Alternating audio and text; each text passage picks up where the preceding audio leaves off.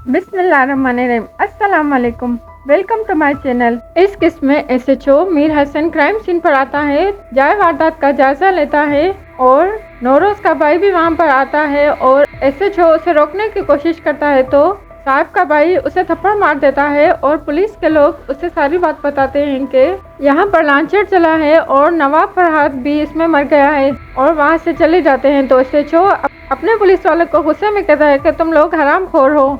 नौरोज नायाब की मैयत घर लेके आता है तो सब घर वाले रोते हैं। नवाब की बीवी निम्रा से कहती है कि अपनी शादी का शो खत्म करो, तुम्हारे भाई और नवाब के बेटे को किसी ने मार दिया है, आओ आके उनका बार कम करो। अना अपने बाबा से कहती है कि आप दरिंदे से भी बदतर हैं, अपने एक एक बेटे को दुनियापुर पर कुर्बान कर दिया है, अब बस मैं ही बची हूँ आपके पास। तो नवाब कहता है कि मैं एक एक आदम को जिंदा नहीं छोड़ूंगा। अना कहती है कि आप अभी सिर्फ अपने बेटे की मैयत पर अपनी शादी की खुशी मनाएं।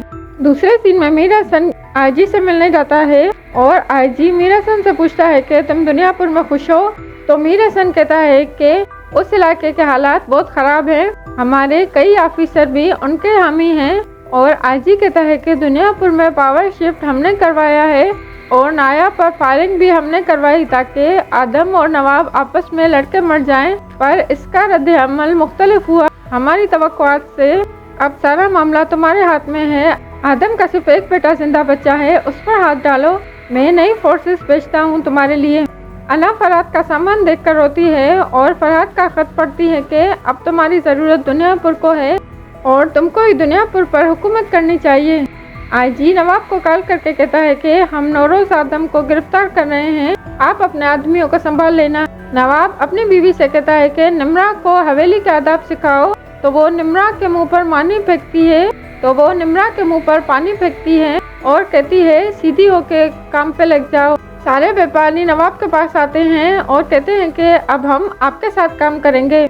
नौरोज अपनी बीवी को कहता है कि खुद को संभालो, बच्चे मुझे भी प्यारे हैं और निम्रा ने जो किया उसके साथ यही होना था। तो उसकी बीवी कहती है कि आपको अपने बच्चे प्यारे नहीं, आपने अपने बच्चे दुनियापुर पर कुर्बान कर दिए और आप भी नवाबों के नौकर थे।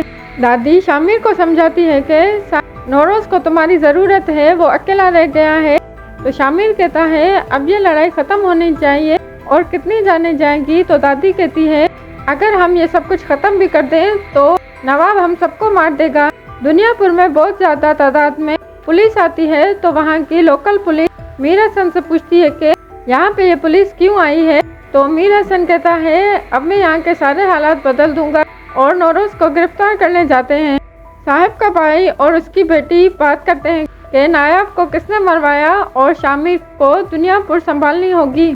दूसरे सीन में नौरोज अपनी माँ से कहता है कि ये सब मेरे गलत फैसलों की वजह से हुआ है, सारे लोग मुझे छोड़कर जा रहे हैं। दादी कहती है कि तुम मेरे बेटे हो और हमने ये सब गुर्बत से शुरू किया और ये इज्जत और मान मर्तबा हासिल किया।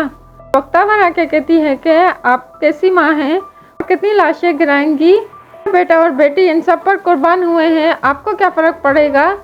उस वक्तावर को चुप करवाता है। नौरोज की हवेली पहुंच जाती है नौरोज को पकड़ने के लिए।